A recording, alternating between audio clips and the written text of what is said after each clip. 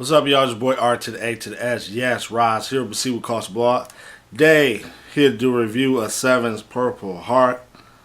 Been supposed to do this, a lot of life stuff been happening, but finally got to squeeze this video in. Now, first of all, I know a lot of you are Sevin fans, Sevin stans. I've heard people plenty of times say that like Sevin's like their favorite rapper.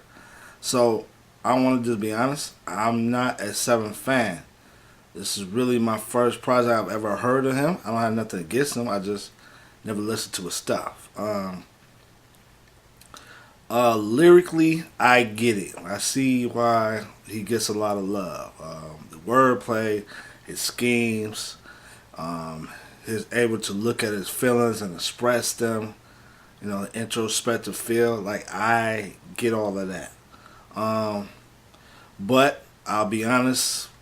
A lot of this album feels like I'm listening to a West Coast version of an underground rapper.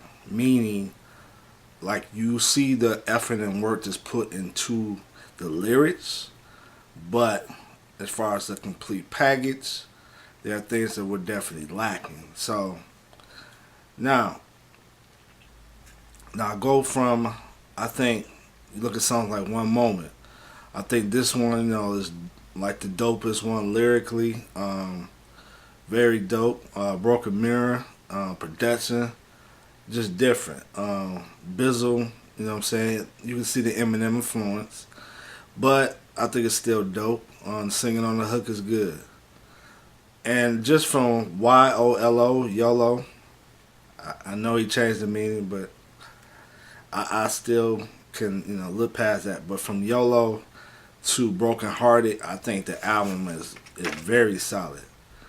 But again, this album just suffers from inconsistency in my opinion. Again, lyrically, I get it. I have a problem with it. You know what I'm saying? Clever wordplay, but beats, hooks, things of that sort just didn't work out. Now, look at Surrender. I think theologically wise, lyrically it's on point, but this beat just sounds very amateurish. Very amateurish. Nothing that I would really want to listen to. Only because of the lyrics I listen to this song. Time Go. Now, I don't know who produced Time Go.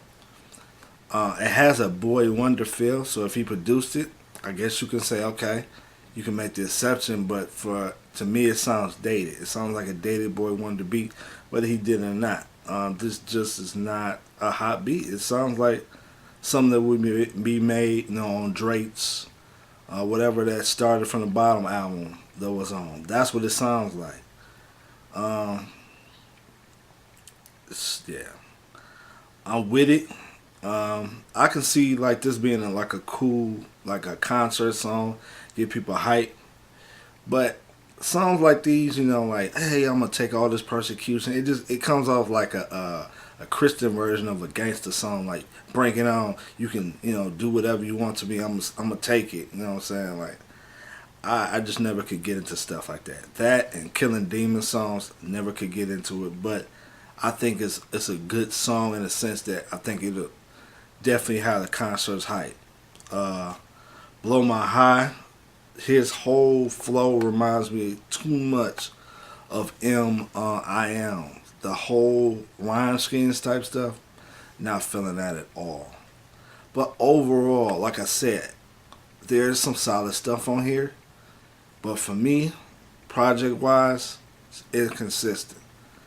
Definitely some solid stuff, but if he can get somebody, I don't know who helps him produce or he does it himself, but if he can get somebody that produce like he did at the end of the album, like all the way through, he would have a very solid project.